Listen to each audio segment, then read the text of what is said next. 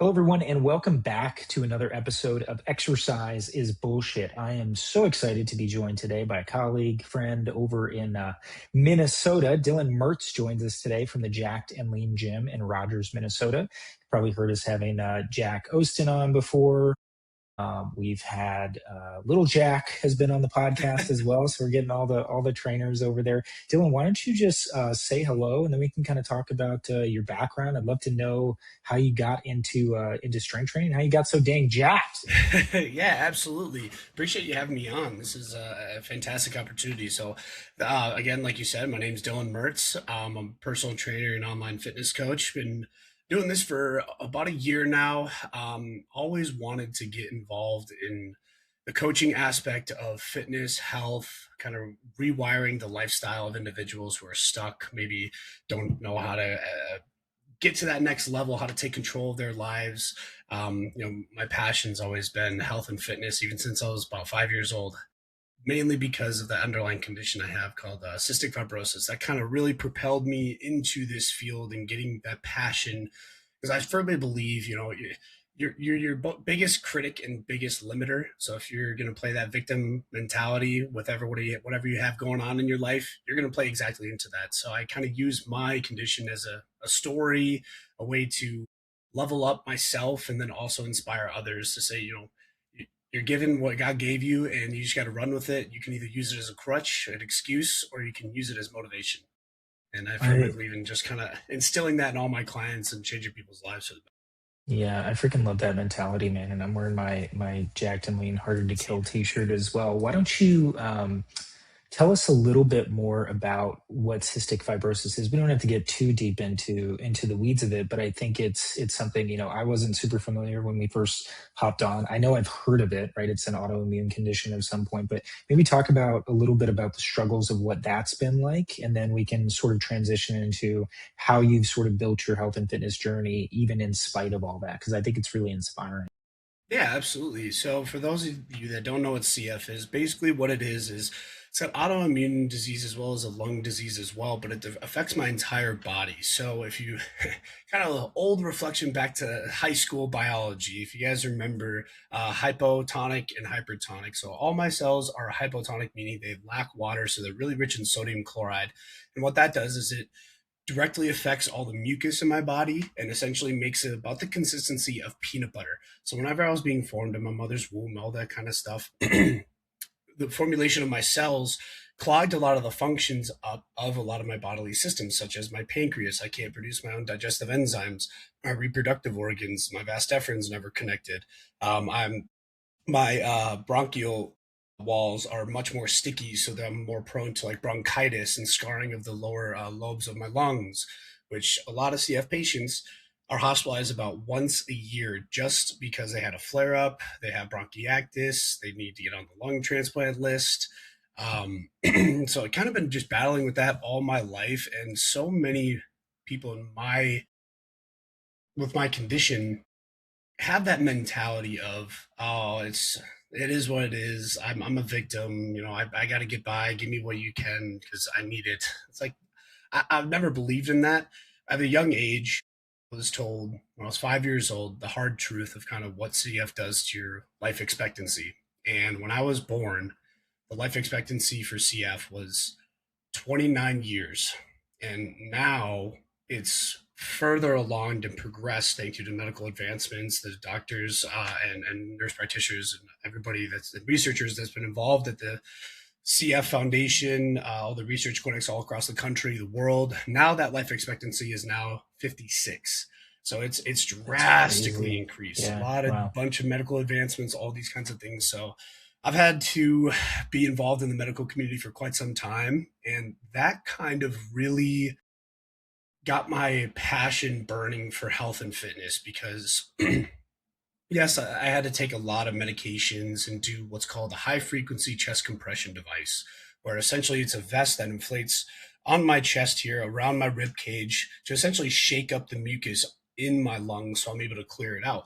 Because y'all's mucus is more watery, you're able to clear your throat, kind of cough it out a little bit, get it moving.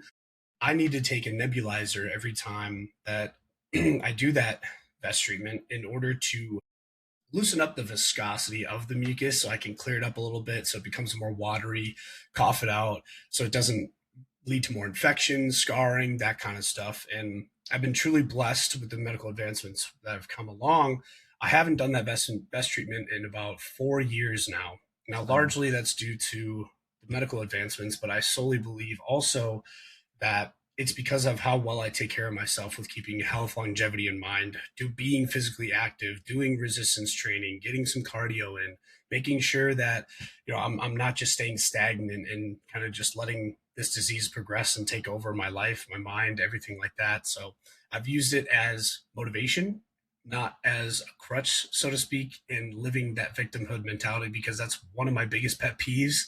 So whenever I get in contact with new clients who are struggling with whatever they have going on, it's all perspective, right? That's got to be tough. It's like, bitch, if you You only knew.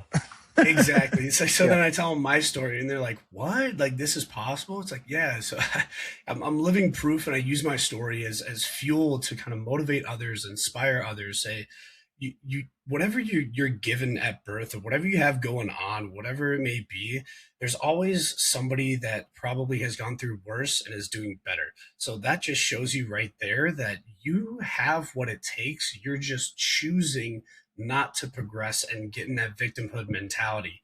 And seeing people evolve out of that, especially as a coach now and a personal trainer, it's one of the most fulfilling parts of this job. And it's honestly one of my biggest drivers to keep pursuing this and bettering myself as well as my clients, so I can continue to pour into them and see them just reap the rewards and level up in life. And then by the end of it, they don't even need me because they're just evolved so much. And I just love that about this industry, this business, and it's so fulfilling. I love it. That's freaking awesome, man, and so inspirational too. And I think, I've thankfully been pretty healthy most of my life, but I can imagine how being a little kid, spending your childhood and your teenage years, being forced, like there's no other option. Like you have to be a part of the medical system in this country, which is so fucked up as it is. Like that would kind of put you down one or two paths. It's like it's got to be like breaking the soul for some people. Like this is just my life. This is what I'm going to have to do for forever. And then I'm going to die. And then, the other route, which you took, which is like, man, after like, I don't know what the age is, but like, as soon as you don't have to go to those obligatory appointments anymore, it's like, what can I do? What do I need to do to never see the fucking doctor again? Yeah. Like, never have to go into the hospital. And if I'm speaking for you, please correct me. But that's like kind of the thing that jumped to my mindset is like, man, if you're forced to be a part of the medical system, which everybody knows is just the freaking worst to like Yeah. have to deal with ERs, have to deal with going to the hospital for even like routine checkups, waiting around, doing all of that stuff, not getting the results that you want as fast as you want. And like to have that be obligatory, to realize that there's a way out from that if you actually just invest and pour into yourself. I think that's got to be so awesome. And again, what a truly inspirational story for you, and something to really be able to share with your clients. Because most of the people I see, I'm sure most of the people you see, it's like, oh well, I'm just busy. Like, oh, I've just got a couple kids. I let myself, my gut get away from me. Like, what's the easiest thing I can do? And you're over here like, I'm doing this shit to live. Like, I don't want to Hmm. be in a hospital bed. So I think that's awesome, man. It's really cool. So tell me a little bit more, just kind of how that affected you, and when did you start really realizing that like you could do something about this?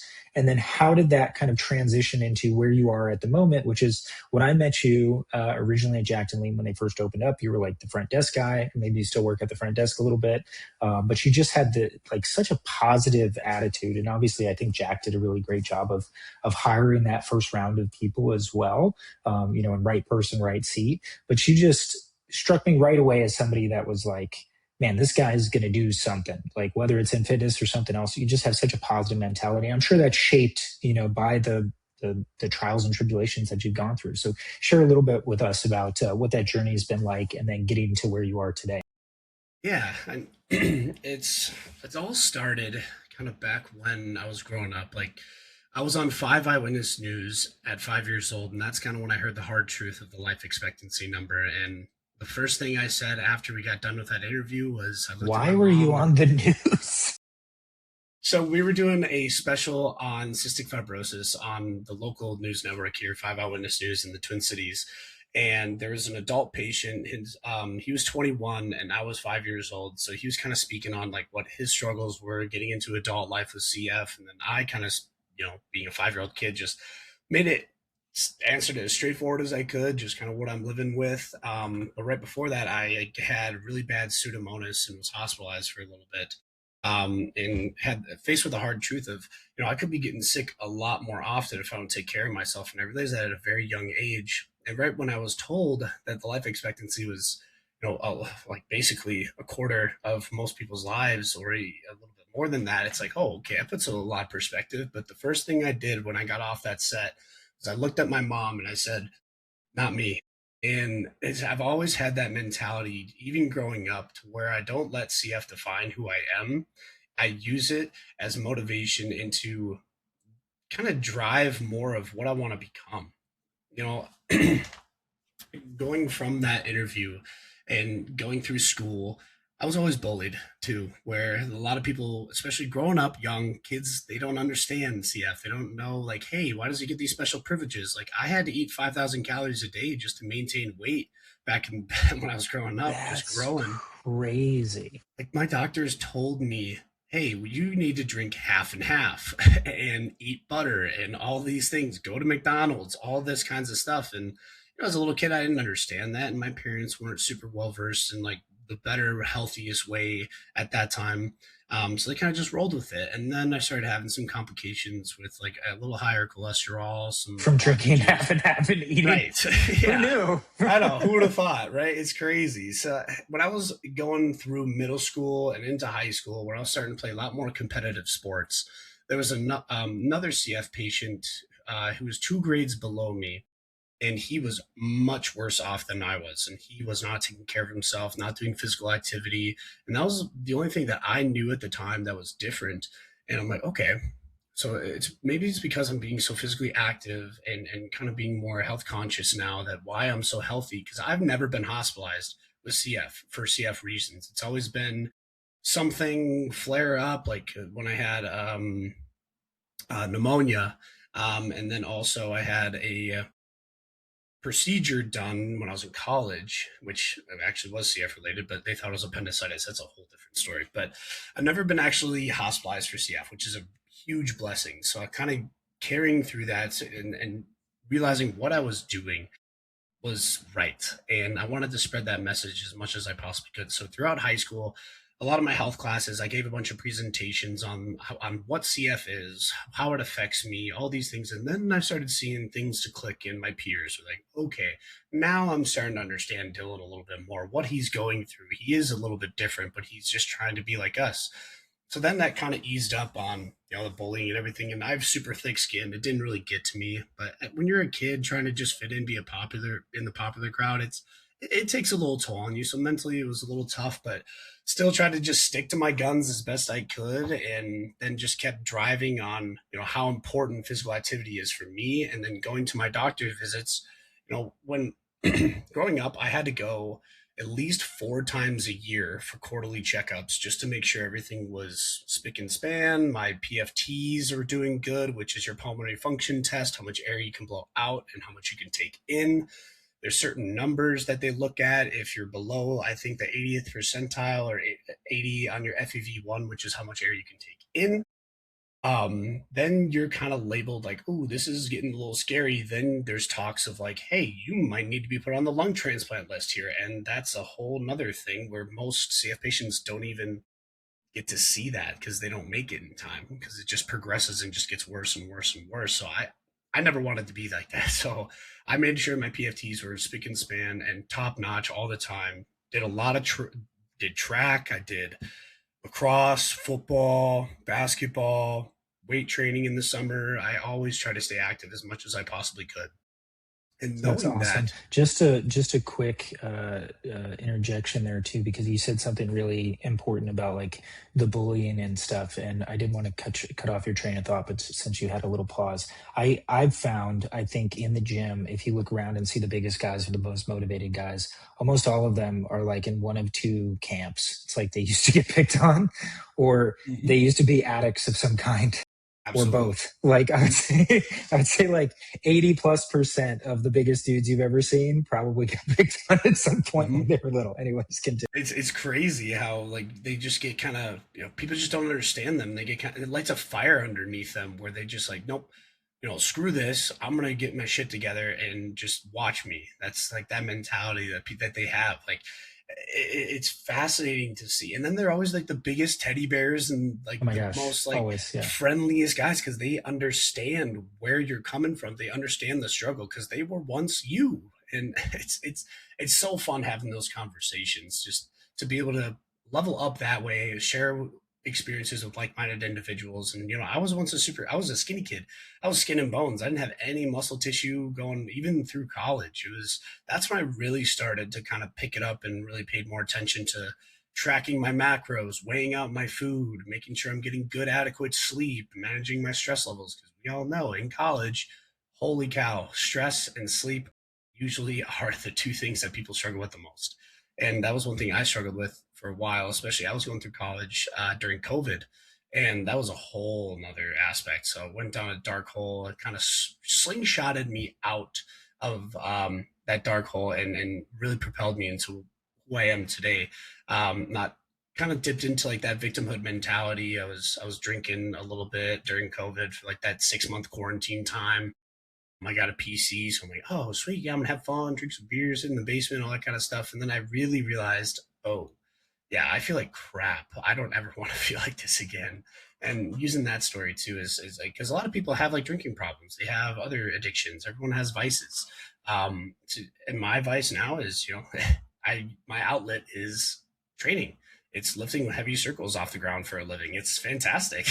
It's so because there's never a time where I go to the gym and I go there in a bad mood and I leave in a worse mood. I'm always improved. And kind of piggybacking off of that, it's going through, the medical community and everything, going to those visits through college.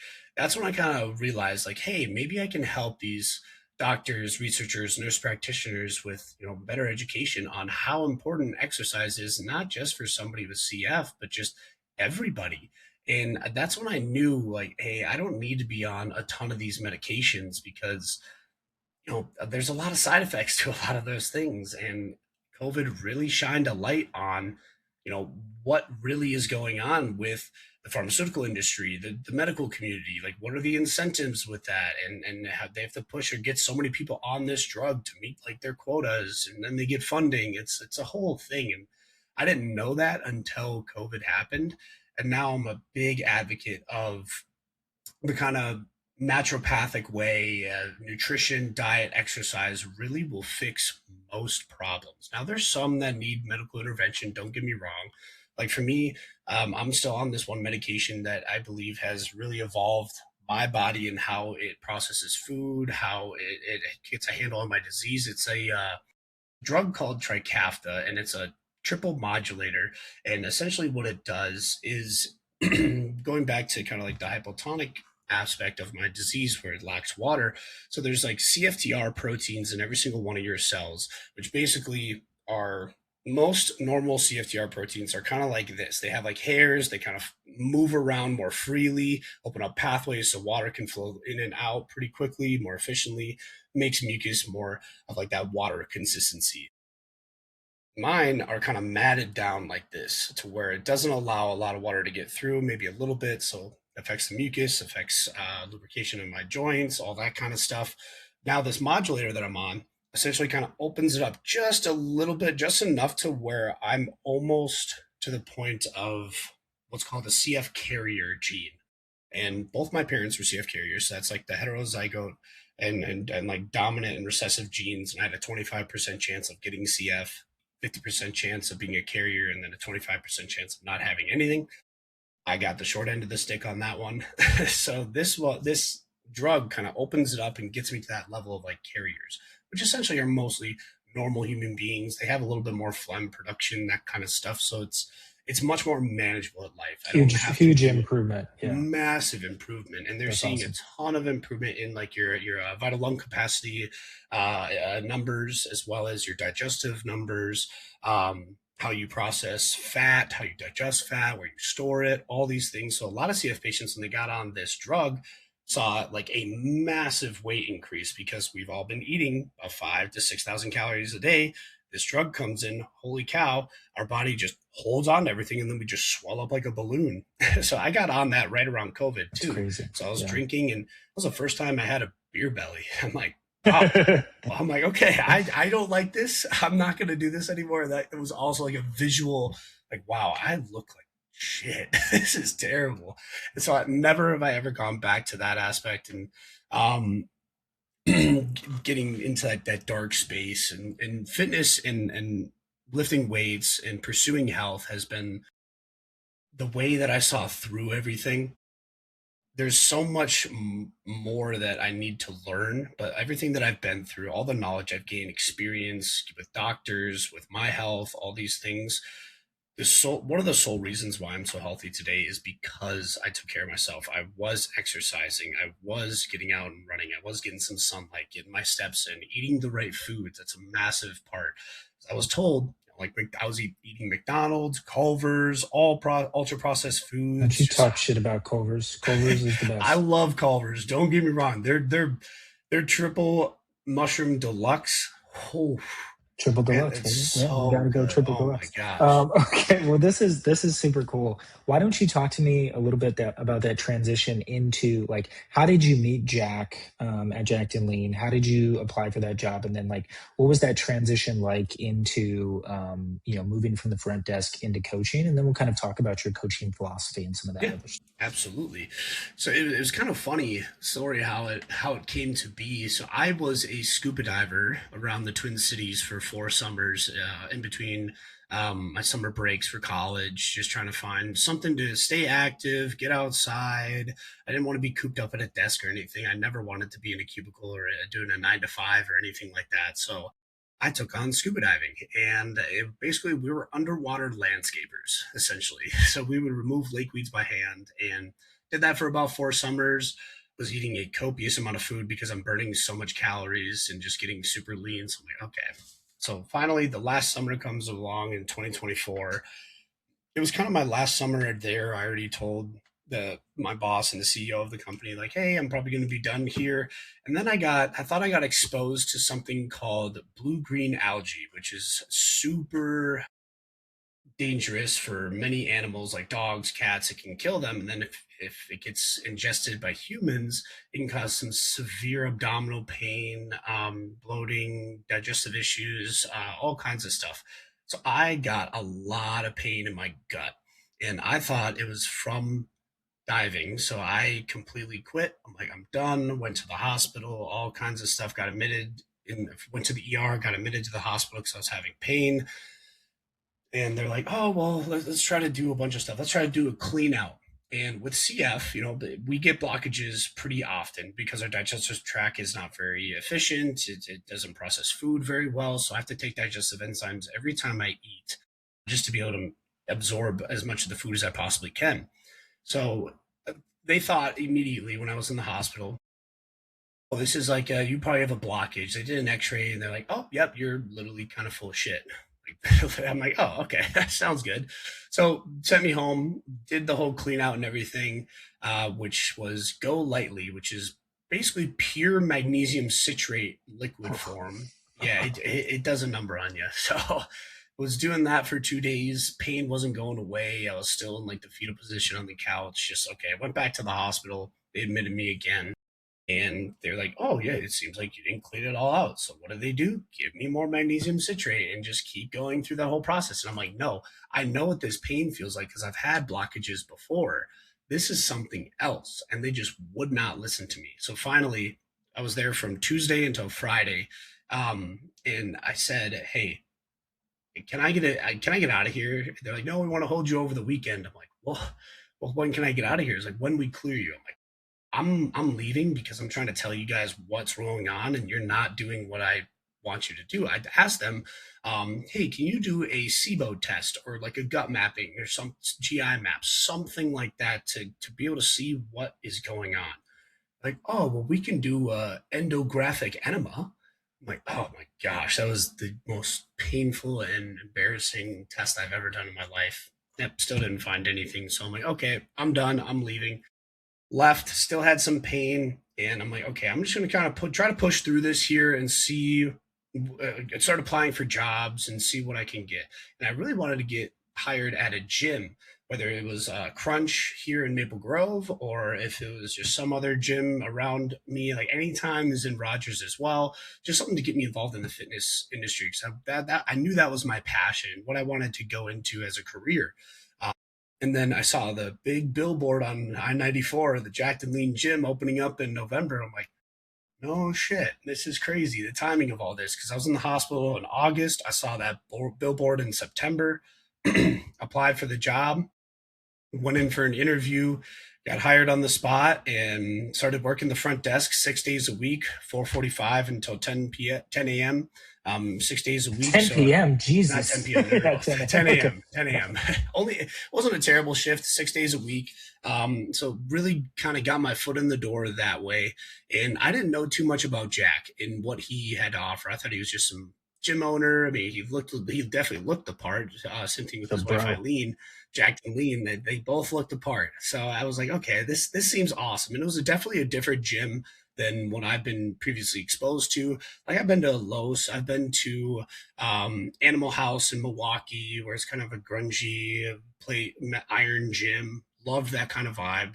The Jack and Lean gym is pretty much just like that, but it's much more community oriented. And I felt that right away with the image that Jack wanted to get across, how he wanted to have his gym, what it wanted to represent, the community he wanted to build there. I'm like, yes, this is what I wanted to be a part of.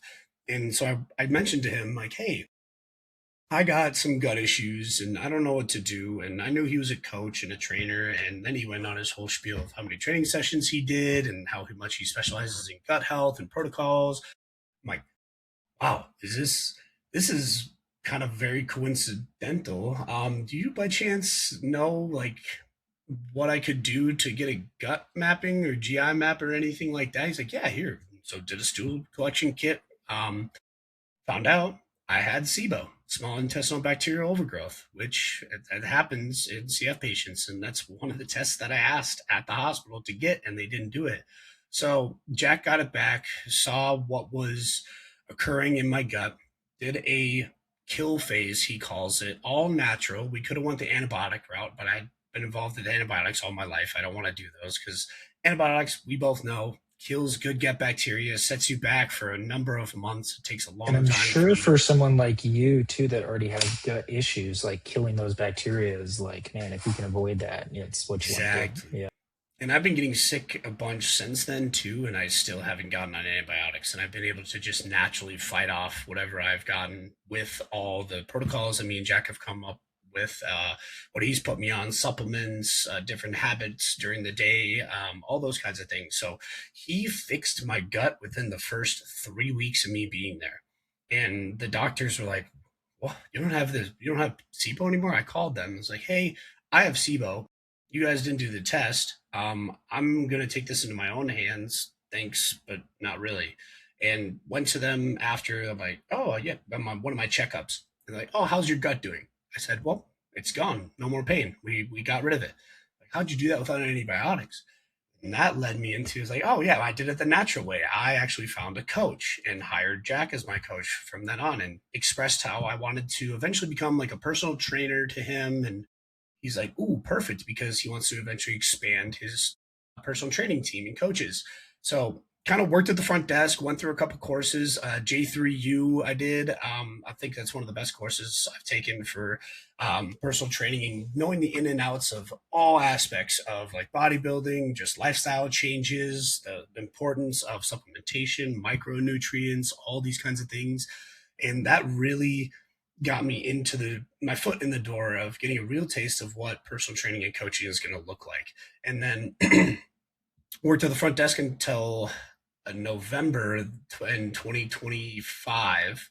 So worked there at the front desk for over a year, and started doing personal training and coaching June of 2025. So about 6 months after I was there, I got kind of really, or 8 months. Wow, math. Um, It's okay. We all know personal trainers aren't good at math. I know It's we're not. besides counting to 12. Yeah, I know gym math, like plates, I know that, but just counting like one, two, three, four, five, I'm like, yeah, that's a little tough sometimes. So, but it started to get my foot in the door, started training clients in June of 2025, and was like, wow, this is awesome. I mean, I still was very new, knew how to train people and knew like the safety, how to spot people effectively, how to not put them in uncomfortable positions, all these kinds of things.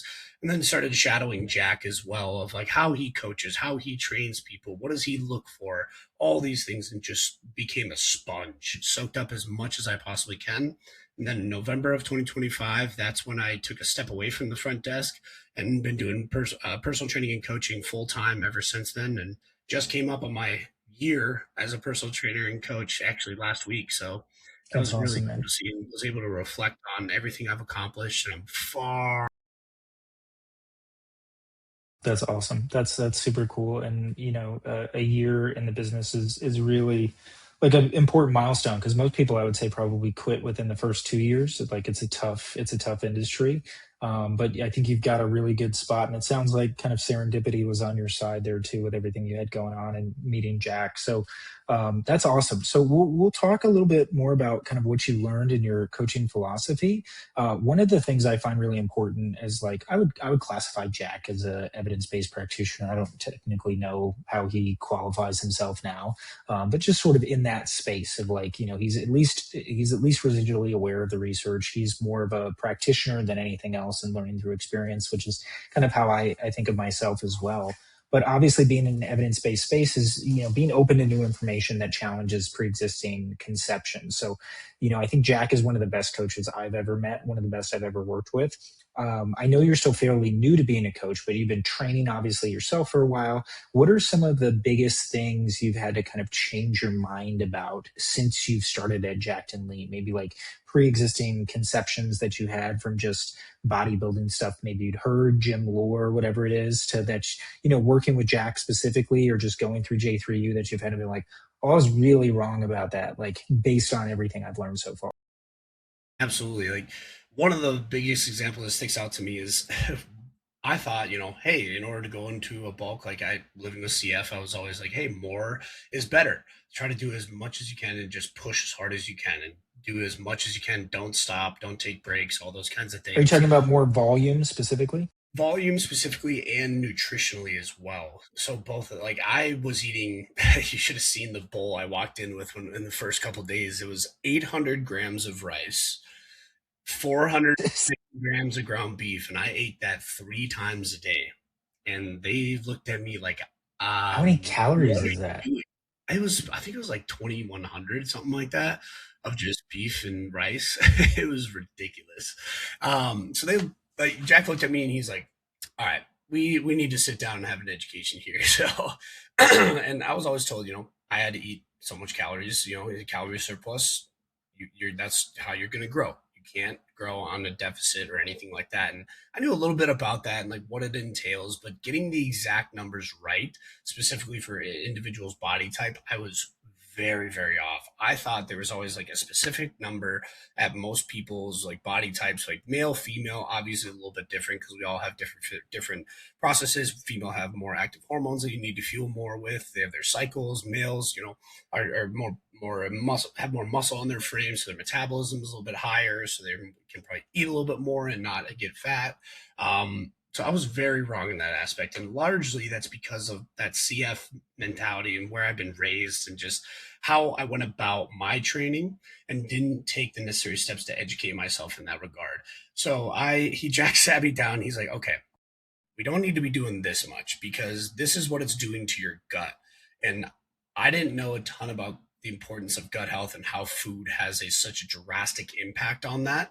And like your food sensitivities, like there's a couple certain types of foods out there that whenever I ingest them, I have little flare ups. And I thought that was just more of a me thing, not knowing that everybody has a little bit of food insensitivities there. So going through like our coaching plan and how we write our nutritional protocols, all these kinds of things, going through that client consultation, I didn't know anything about what questions to ask.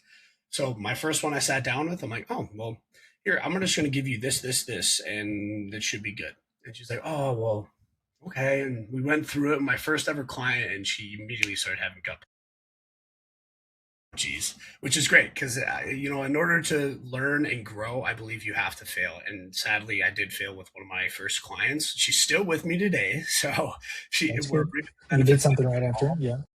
I've evolved and gave her the proper guidance now because I've been taking the necessary steps through Jack, through education, through surrounding myself with like-minded individuals and just asking the right questions. And so like the nutrition aspect was one of them, and then the training aspect was the other. I always thought, so more volume is always good, whether it's heavy sets, more reps, all these kinds of things, you're going to grow muscle. Well, I found out why I wasn't growing the way that I wanted to is because I was supersetting almost everything. And come to find out, well, I'm not able to recover at all. I don't have any rest period or anything like that. So yeah, I'm not going to grow muscle. It's basically just like an endurance race at that. And that was a huge shift change of like the importance of rest periods, the importance of recovery days, because I was always in that go go go go mindset, like, hey, I can't skip a day, I can't rest because I'm going to lose my progress. Oh no! But now I've Well, learned. especially for someone like you that's seen such positive benefits with, this autoimmune disorder of like, okay, some is good, more must be better. So, and I feel like that's a normal mentality for most people, right? Like they see, oh, I'm getting some progress. That means I got to throw more at it. But for you, especially, it's like with that mindset of like, I want to do whatever I have to do. I don't care if it's going to run me into the fucking ground. Like I'm willing to do it. Like, yeah, I think having somebody that can show you that and help you pull back the reins a little bit. So you're doing it not necessarily less work or not working as hard, but you're working smarter, right? Absolutely. It's funny because right after me and Jack we sat down with the big bowl of rice that I had, I was eating like 11,000 calories a day when I first started with Jack and with the gut protocol we did. 11,000. Yep. Holy shit. Yeah. So my gut was effed up. I should just say the least, because there was just so much volume of food going in. Jack got me on this new meal plan with a lot of fruit, good sources of protein, ground beef, still a little bit of rice, a little bit of vegetables, and certain supplements like HCl, like betaine to increase my stomach acid so it can kind of digest the proteins a little bit better with CF, and instantly noticed a difference. And he got me down to 2,700 calories, and I was gaining weight.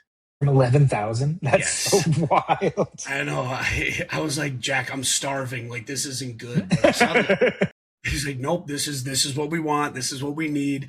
And I was like, okay, you're the coach, you know best, I'm going to trust you. And I'm very glad I did, because the amount of food I was eating was egregious. And now the new amount, the 2,700, I've never eaten that low in my entire life and gained a pound or anything. If anything, I would lose weight.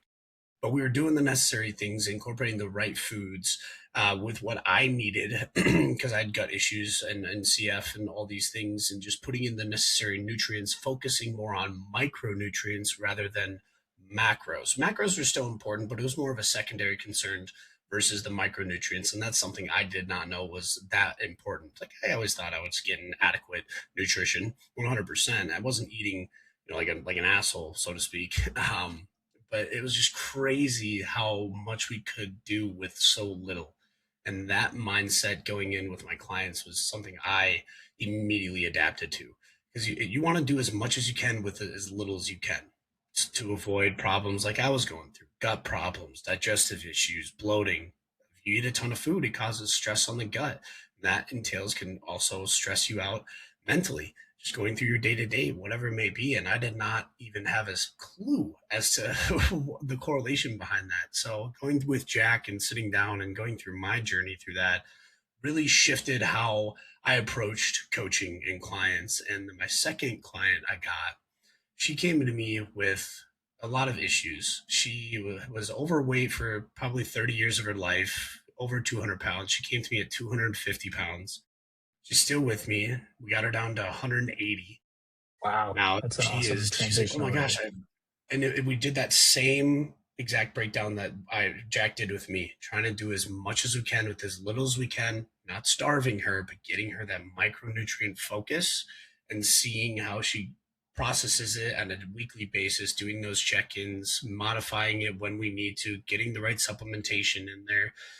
Jack always preached this to me. You don't want to add supplements unless you absolutely have to, because a lot of the issues that people are experiencing comes from nutrition. And if you can nail nutrition down, you don't need to layer in all these crazy supplements. And most people are very Yeah. apprehensive about them. But for sure there's, yeah, and you just get expensive pee, but for sure there's some stuff that, like, when I started working with Jack, and I didn't work with him for very long because I decided I didn't actually want to bodybuild. It had nothing to do with nothing to do with Jack. But I had really high liver enzymes. So I'm a former alcoholic. I've been sober for a little over 9 years now, and I had like really still elevated. I was like 5, 6 years sober at the time, still really high liver enzymes. And he gave me a couple supplements that I took. I mean, I have better than like normal liver enzymes now. So there's certainly stuff that, like, you can, I think you nailed it. Like, going the diet route, going the micronutrients, trying to figure out the gut health is so important. And it's so often misunderstood and overlooked with people. But at the end of the day, it's the same with like this drug that you're on, right? Like, I agree 100%. The pharmaceutical industry is just trying to give people pills, but there are medications that like people need to survive that will make their life genuinely better. And I think it's that finding that balance of like, don't just take every fucking pill that the doctor wants to give you because they're layering stuff on to mask problems from other things.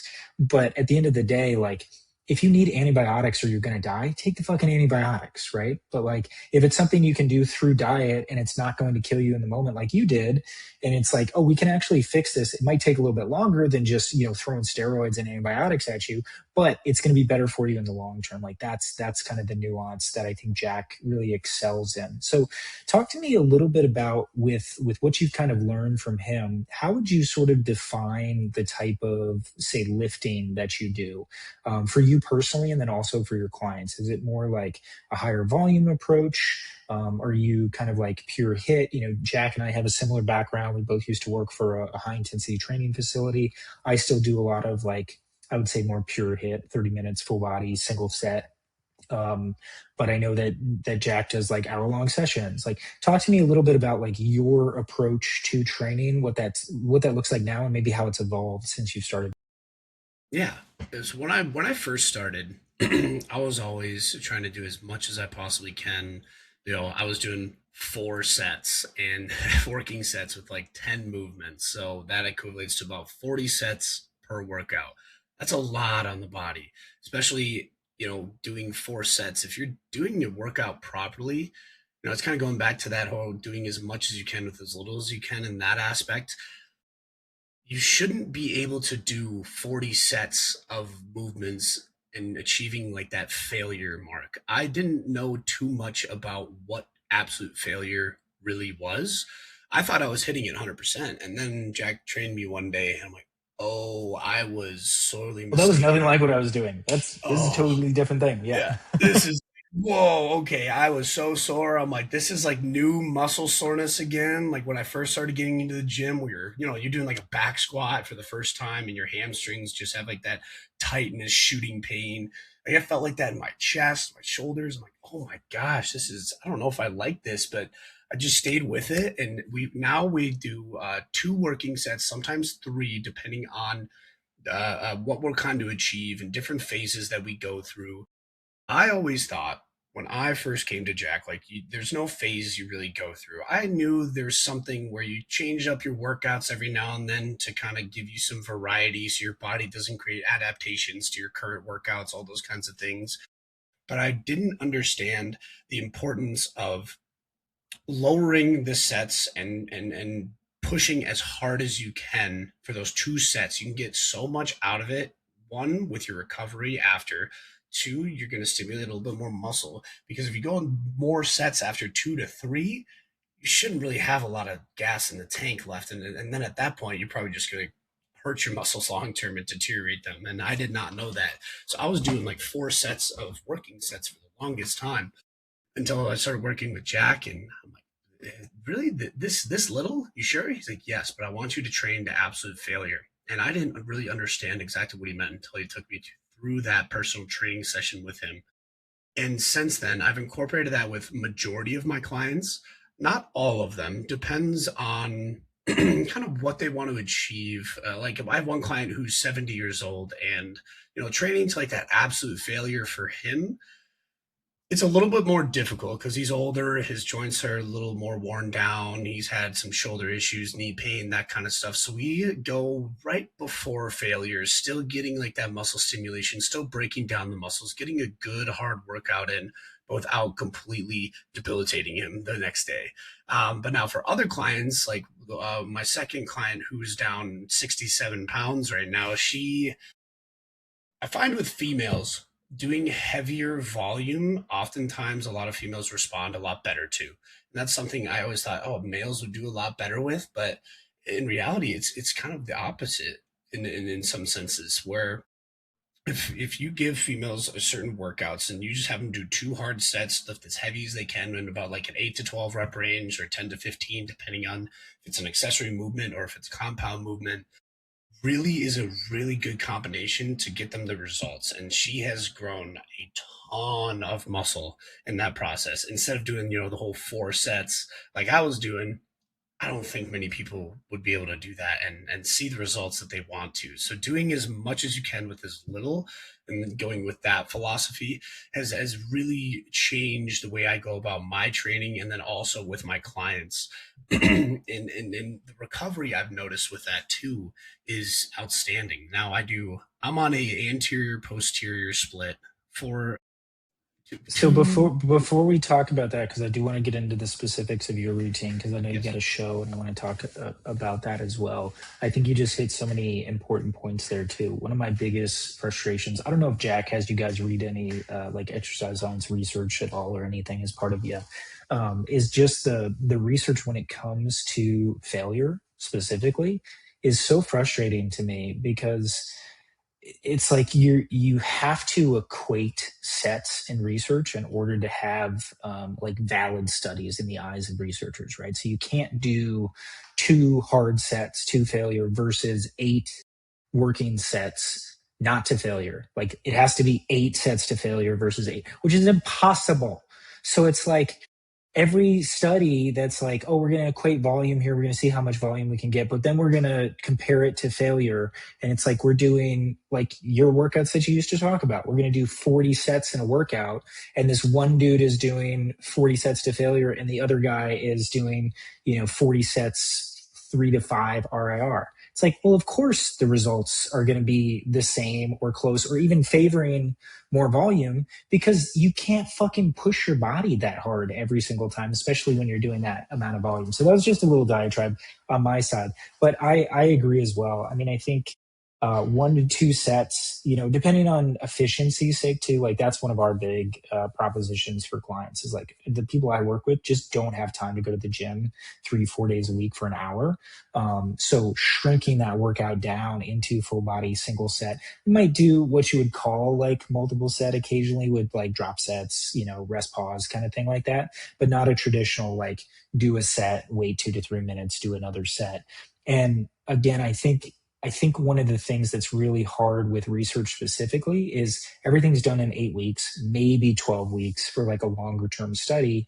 And you do see a lot of favoring towards higher volume, but it's based on those short term study durations. Like if you were to extrapolate that out over the course of a training career, 6 months, a year, 10 years, absolutely no difference. And I would fight anybody tooth and nail to the grave on that. Like as assuming that you're working hard enough over the course of those sets, 2 sets is like the max that you need, maybe 3 again, depending on the movement. But then too, like you mentioned as well, especially when you're starting out, you don't need to go to failure all the time, which I think is something that a lot of hip practitioners screw up is like, if you've never worked out before and you're getting 3, 4, 5 more reps than you would on your own, even if you're still 3, 4, 5 reps short of failure, you've already created such a higher stimulus than you would have otherwise. And obviously, as you progress in your training career, you get better, you get stronger.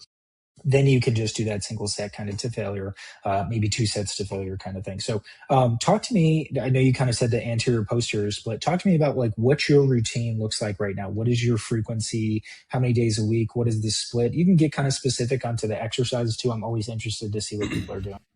Yeah, absolutely. And So, kind of going back to what we started out with, playing around with what was going to work best with my body, kind of from a coach's and a client perspective. Jack being my coach, me as a client, we started off with just like your bro split, push pull legs, three on, one off, and we found that over time, about two sets each movement, as we kept going through that, my body started to accrue more fatigue. And with CF, I do have a lot more inflammation in my body. There's already a natural higher inflammatory rate in all my muscles, joints, everything like that. So we found that push pull legs, it's a good split. I saw a lot of good results on that, but I wasn't recovering properly. So I wasn't having the adequate output.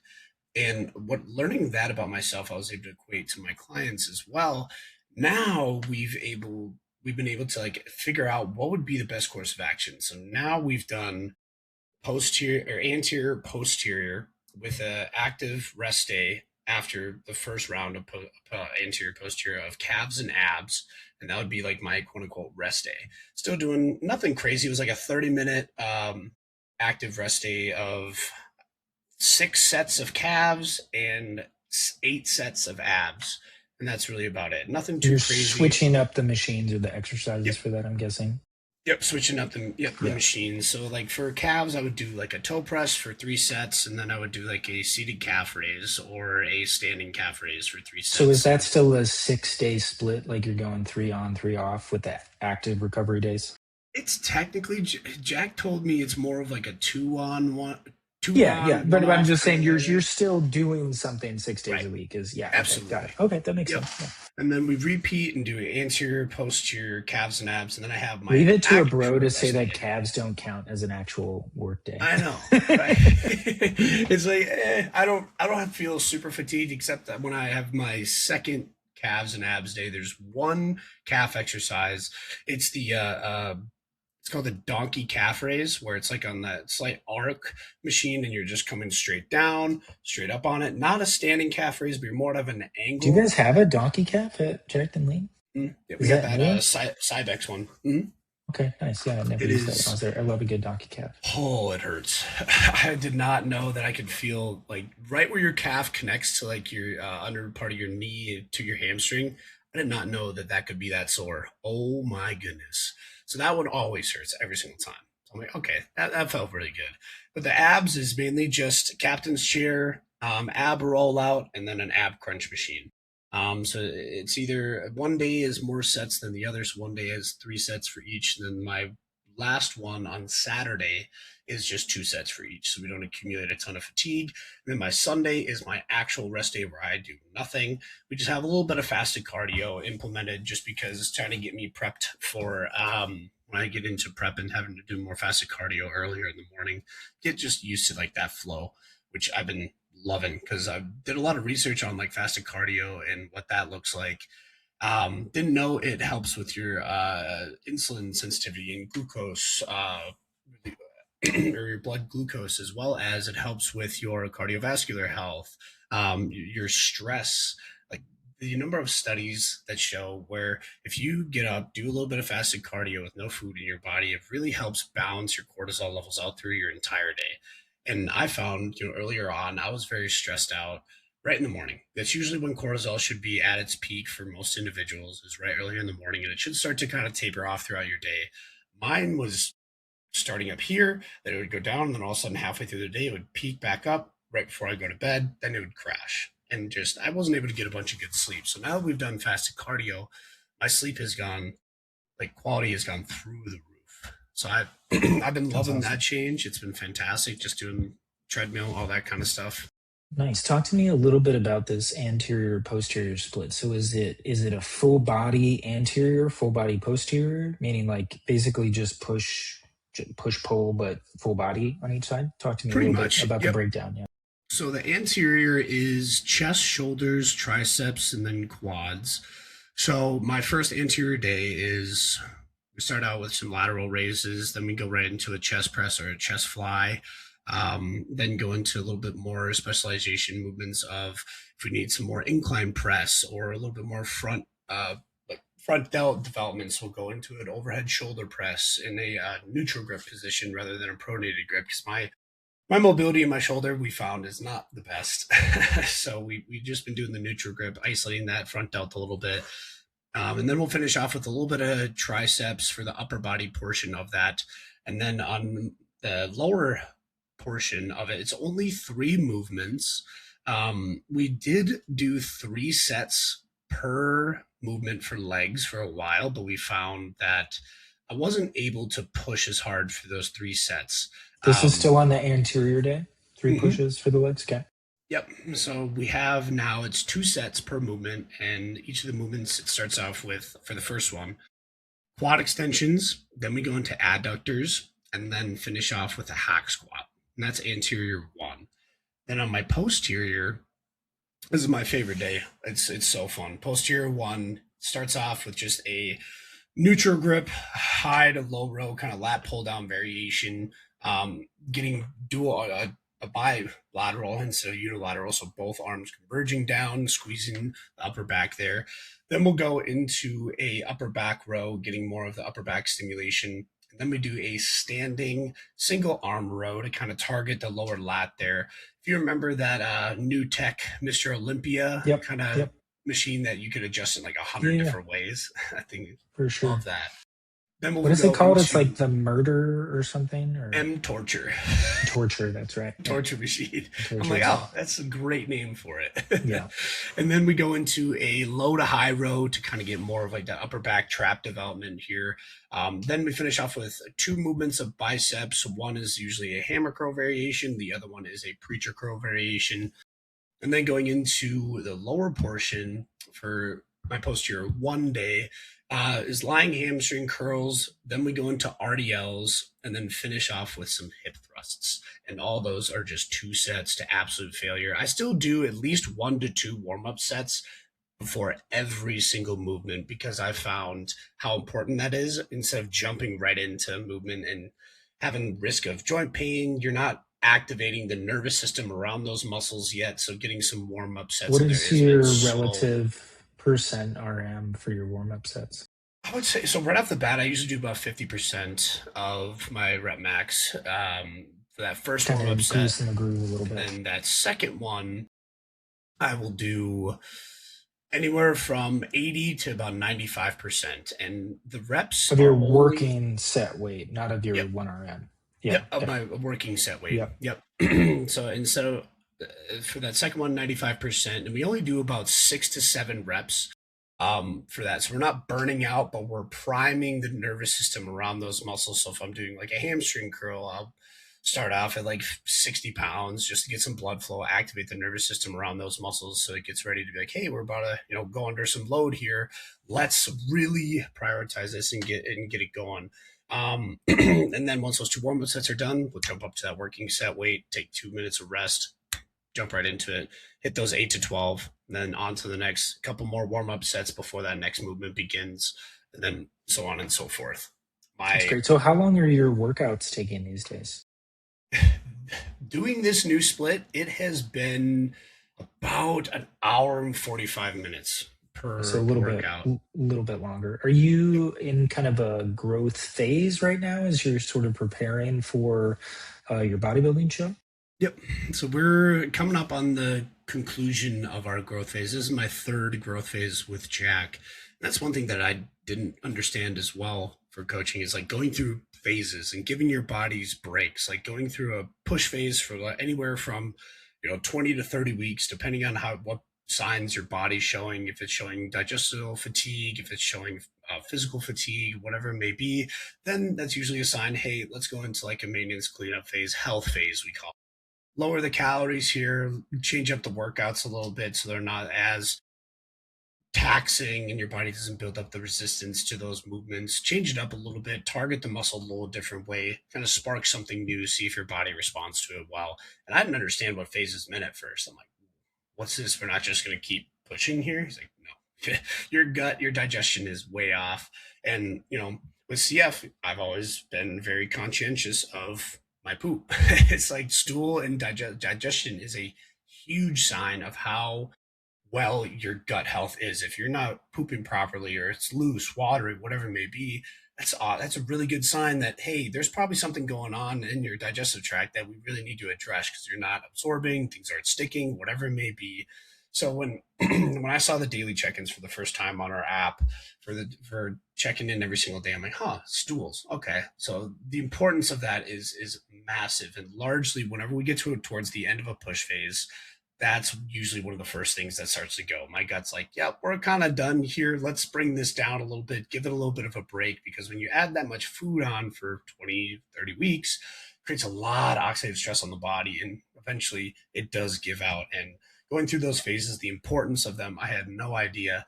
So we've done a couple health cleanup phases. We get some blood work done to see how everything's going, making sure my metabolic panel is looking good, hormonal panel, thyroid, all those kinds of things, liver enzymes, vice versa. And didn't really think that was super important. But now looking back and seeing all my lab results and how they've started to improve each individual phase has been so eye opening. And I've incorporated that with all my clients now as well, especially ones who have like PCOS or endometriosis for female clients, or some males will have like low testosterone. Like, hey, okay, maybe this is why you're feeling super lethargic, that kind of stuff.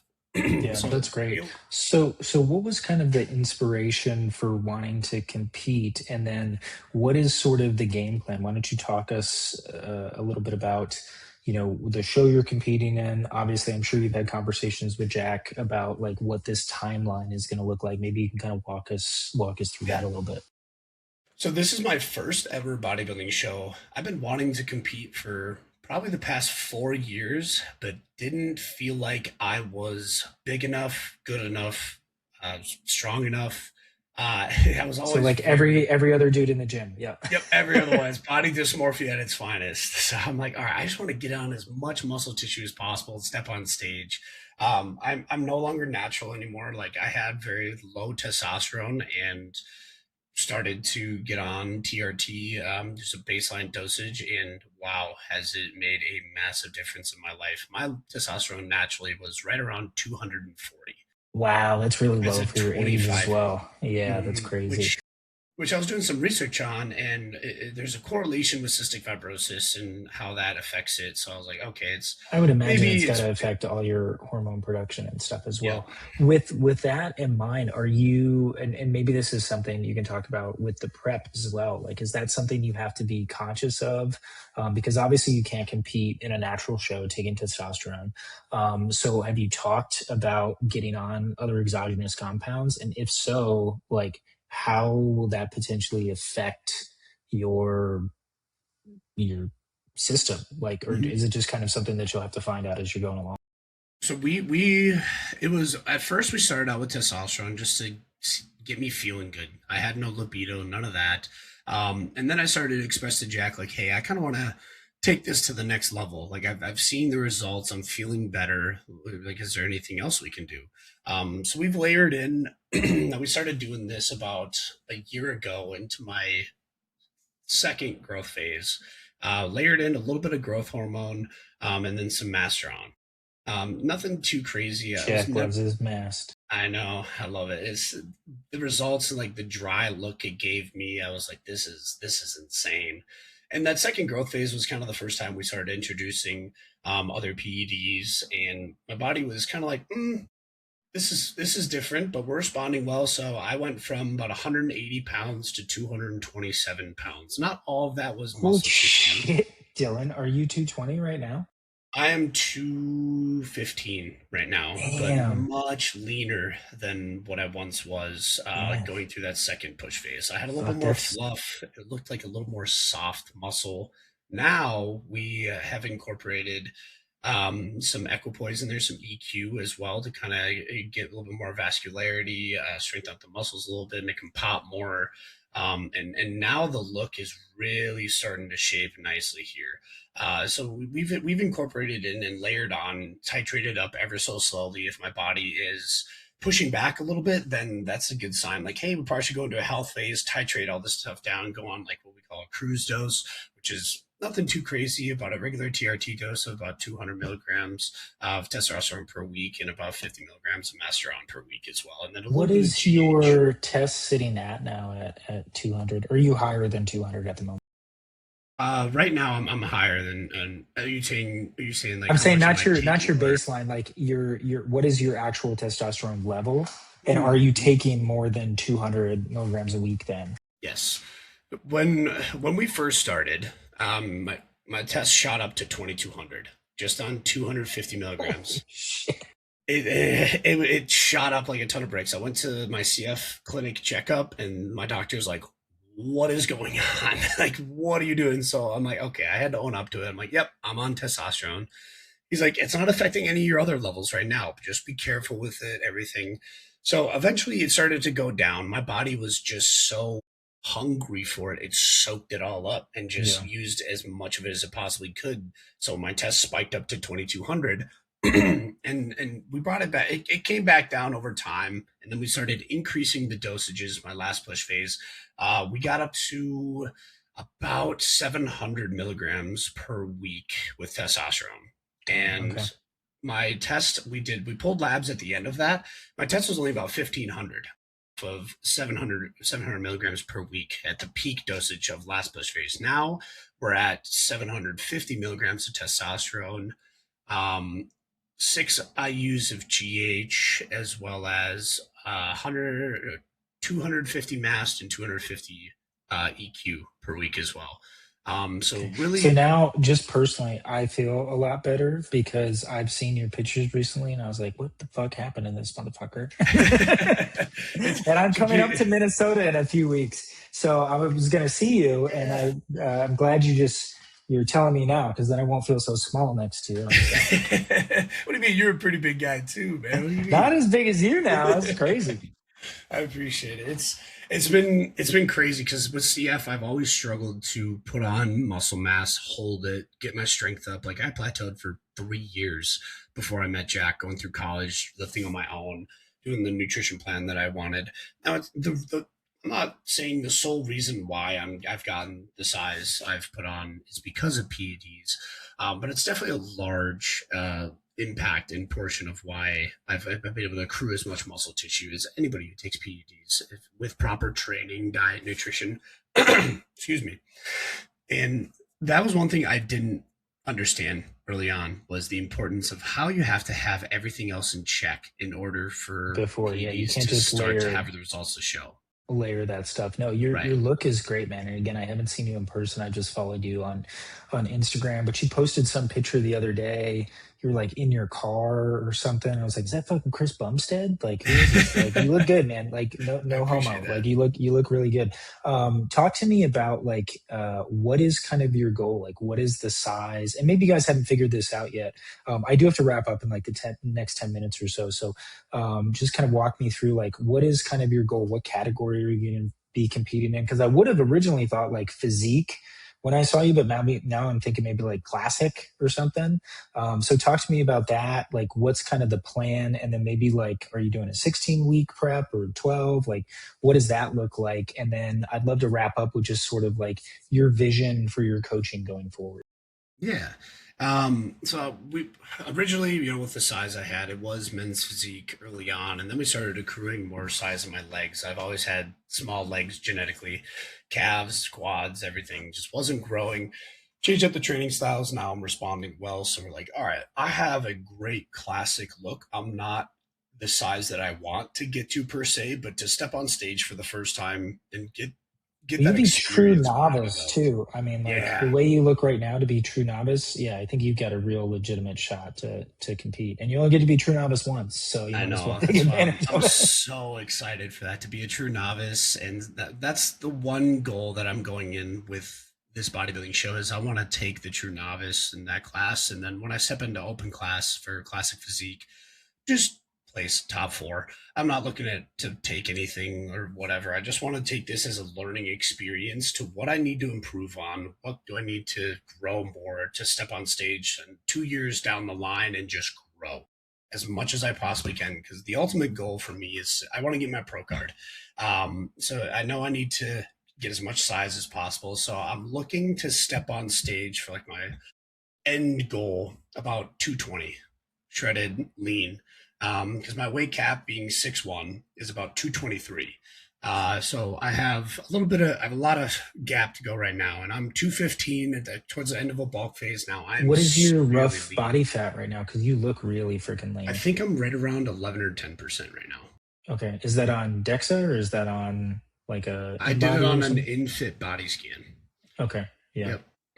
So that's what it gave me a rough estimate was, and then I do my watch too. My watch says it's like 13%, so I kind of took It's the in so between there. interesting. I would invite, like, I want you to share your Instagram information and stuff too, because like I'm probably 13, 14% right now. And our physiques look to like you hold 10, 11 a lot different than I do. And I think that's so important for people because they get so caught up in the numbers. And obviously a good bodybuilding coach, as you know, with Jack, like they don't give a fuck about what your body fat percentage is, right? It's all about the look you bring to the stage. But people have these numbers stuck in their head of like, I want to get to 15%, or I want to get to 10%, or I want to get to whatever it is. It's like, it really doesn't matter, right? Because it's all about how your body holds it. Because somebody that's 15, like, especially, like black guys, for instance. I know a lot of black guys that like, they probably run 15 to 18, but they just look great. Where for me to like fill out like that, I have to actually get quite a bit smaller, like 12, 10%. And it's interesting how everybody's body type is different. And then, person to person too, again, like I could get to 11%. We could stand right next to each other, being approximately the same weight. We look totally different. So, just, I think an important point too for, people who are thinking about competing at some point, like, man, it's so like visible is really what you're looking for, not the number on the scale or on the bod pod or anything. But yeah, keep talking to me about like what's kind of the plan. Like, are you guys? Because again, you're so lean right now. When is the show? Is it November? November 21st. It's Okay, so you've Minnesota got some State. time.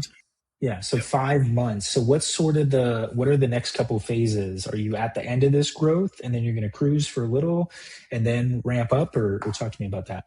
Yeah, I just got confirmation from Jack that we're kind of going to play it by ear, but go into a maintenance phase for probably the first anywhere from 4 to 7 weeks and kind of see how my body responds because I am so lean right now. We're not gonna, go into a crazy dig right now and shed off as much body fat as we can. We're gonna try to, the ultimate goal for a prep is to hold on to as much muscle tissue as you possibly can.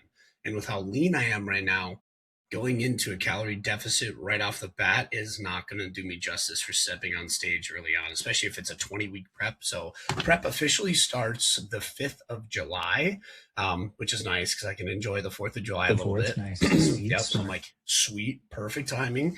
So we'll go into about, probably, I would Eat guess 5, 11,000 6 weeks. calories of hot dogs. Yeah. Have a bunch of hot dogs and burgers, but don't tell Jack. So I'm looking forward to that. But the maintenance phase during the first 6 to 8 weeks, so roughly around there, is really going to be a telltale sign on how my body's going to respond. We're going to pull gear back a little bit, so let my body kind of pull back from that, let the inflammation come down, see how it settles from there, and that will kind of give us more direction on what we need to do, when we need to start digging more, how much we need to dig. Because being a guy, all of our body fat really holds up right around our lower abdomen, lower back area. So that's like where I really need to lose all my body fat as of right now. So we'll try to go into a little bit of a cut. Like I'm eating 4,700 calories right now, and he said we're probably going to have go down anywhere to like 3,700, 3,300 for a maintenance phase. Just hold that and see how my body adjusts to it. What if we need to pull, if we need to increase, whatever it may be in those first like 6 to 8 weeks, and then just kind of go from there. And then the last 12 weeks, that's when we're really going to start digging hard and start cutting down, increase the fasted cardio, get on the stairmaster, get those steps up, all those kinds of things. Yeah, well, I'm excited to see what you bring to the stage, man, because I think a lot of people. There was a kid there, I forget what his name is, really nice young kid before I left this last fall that was doing like a a natural show. Maybe you know who I'm talking about. He's like 21 or so, maybe even 19. Really Mhm. nice young kid. And he was probably like 180 at the time. Looked really good. I mean, he looked really good, but he was like a Mhm. little soft, like maybe Yeah. 15%, right? And he's like, yeah, I'm going to lose like another 5 pounds or something. I'm like, dude, you're going to be on stage like 155. Like, I think people really underestimate how much they're going to have to lose. So hearing you say you'd like to step on at 220, I'll be interested to see what that final number comes in at. Because you are in a pretty lean spot right now. So I personally would be surprised if you hit that 220 goal. But knowing Jack, and then knowing your drive and stuff like that, it wouldn't surprise me that much. Oh, But absolutely. that'll be interesting to see, man. So I really wish you the best of luck with all that, and I'll definitely be keeping up. And we'll have to get a workout in when I'm in Minnesota. So as we wrap this up, just talk to me quick about kind of like your big vision for your own company. Do you have your own LLC? Like you're obviously a 1099, I would think, with Jack, or do you work W-2 with Jack? Okay, so you're 1099. So what is kind of your vision for your coaching? Do you ever see yourself wanting to open your own gym, or do you just want to be like a freelance guy and maybe like plans for the next, I know you've only been doing it for a year, but what's kind of like your 5, 10 year vision? Yeah. Before I kind of get into that, the 220 pound was like my end goal for when I want to be a pro. Like now, Got it. Okay. I was like, I'm man, probably that's no, no, no. pretty. I'm Okay. probably gonna be like 180, Got it. Okay. Yeah, yeah, yeah. I That can only sounds be much more 190 on realistic. stage, but I'm probably gonna Okay. be like more 185 or something like that That's on the more stage. realistic. Yeah, Okay. I was like Yeah, that 220. makes a No, lot. no, no. That's like my Yeah. end goal Okay. for when I step I on was like, what stage, are you like going to my put on peak. 50 pounds of muscle in the Right. next 8 weeks? Okay. Got it. Got it. That makes way more sense. Continue. Kind of my end goal with where I want to be, with my own business. Like it is my own personal training and coaching business. It's under Jack's brand right now, the Jack to Lean brand. So eventually, I do want to eventually branch out and do my own thing and kind of accrue trainers under me, kind of the way that Jack's doing. Not per se own a gym, maybe that is my calling, but as of right now, I just want to pour into more individuals the best way that I can, share my story, share my passion, surround myself with like minded individuals who want to change people's lives the way that I do. I'll probably be solo for the next probably 4 or 5 years, just to probably under Jack, honestly, for the most part, just to get as much experience and educate myself as best I can, build up my portfolio with client transformations, testimonials, all those kinds of things. So then I have, that background to be able to start my own coaching business and kind of branch out and then start accruing individuals and other trainers under me, under my brand, and start kind of mentoring to them, pouring into them, and growing the business that way. Maybe I do own a gym later down the line. Who knows? But I had a dream right when I started personal training and coaching where I would love to just be more online. I do love the personal training I was going to aspect to it. ask if you do Love anything that. online at the moment. I do a hybrid. So I have a lot of online clients out of state, and then I also have online clients who come and train with me as well. But then I also have clients who just do personal training with me. So I love that blend. Eventually, I do want to kind of condense it down to more online with select few in person to where I can train at a gym, go through a couple sessions with them, but I would love to have the freedom to be able to travel to my online clients and train them in their gyms, spend time with them, go travel the world, spend time in different places, go see different gyms, go meet different individuals, and just network that way. Because I love where I'm at right now, but I have truly believe I have a higher calling to help more people, not just in my community, but all over the world. And the only way I see myself doing that is one, developing an online presence, and two, traveling and getting out there and just meeting people face to face. Because, especially in today's world, there's a lot of people that don't have that intentional interaction with people face to face. It's always behind a screen, behind a phone, those kinds of things. They don't have those people skills. And I love talking to people face to face because that's when you really get to see what they're really made of and what their true character is. And just kind Yeah. of leveling you up that way and really pushing on that aspect would be the end goal and dream of mine, to be able to I travel think and coach individuals all over the I think that's great, and you're in a really good spot to learn so much from a really fantastic coach and just a great community, as you know that Jack and Lean has kind of cultivated there, and really hone your craft. I think you've certainly got the capabilities to do all of those things you mentioned. And as someone who works remote, like it's great. It's nice to have free time. I also work a lot, right? Like you still gotta work at the end of the day. It's just you get to do it in cooler places. Like I got to work remote from Costa Rica for a month, so that was awesome. But I think learning as much as you can, and I try not to think about this too much, but every once in a while I get the existential crisis of like AI and what's happening in our industry. And I think as a coach, it's so important to position yourself in a way that you actually have high EQ and you have high like human interaction capabilities, because if you don't, you're fucked. Like Hmm. if you're not engaging, if you don't genuinely care, if you don't have empathy towards your clients, like why would they pay you a premium to work with you when they could get literally the same system and honestly sometimes probably better advice? Maybe not right now on ChatGPT, but like future iterations, like people are gonna be able to have Crohn's or other autoimmune diseases and go and just get great dietary advice from a computer, and they won't need people like us. But there'll always be a market for that because people want human interaction, right? And people want somebody who actually empathizes with them and understands them. So I think you put yourself, especially as one of the Gen Z kids, I worry about you guys sometimes, but you seem like one of the one of the good ones. I share So that worry with you too. yeah. So just keep it up, man. I'm so excited for you. I'm excited to see you when I come to the gym. I'm going to be recording some content for my website. Hopefully there. I got to talk to Jack about it still, but I'm sure he'll give me the thumbs up for it. So yeah, I'll be at Jack Lean a few times. I'd love to get a workout in with you. We'll have to set that up. For anybody that's interested about learning more about you, following you on Instagram, maybe even working with you remotely, what's the best way for them to contact you? Yeah, the best way to contact me, I mainly operate through Instagram and Facebook. My Instagram handle is Dylan underscore Mertz. You can just message me on my DMs or even on Facebook. It's just Dylan Mertz. So that's the best way to get approach me is either DM me. Also, I have a link down below in my bio to get direct connection with me, get an inquiry started, so we can kind Sure. of start that. OnlyFans as well, if people are interested. No, I've not been yet. Okay. tempted. I've been tempted to. I know. Yeah, no, I've that's so funny. The link in bio that just became associated with I know. Every time girls it's selling. like, oh, they got a link in bio. What it's going to be? Yeah, It's just a what's it gonna link be? tree. It has like Yeah, all my social medias, my email, all that kind of stuff. My client acquisition and inquiry form that you can fill out as well. So it's just an easy way to kind of get the ball rolling that way and get on, start a conversation with me. cool, awesome. Well, Dylan, thank you so much for taking the time, man. I think you've got a really inspiring story, and hopefully this will reach some people that need it in the time of need when they're maybe going through some similar struggles that you had.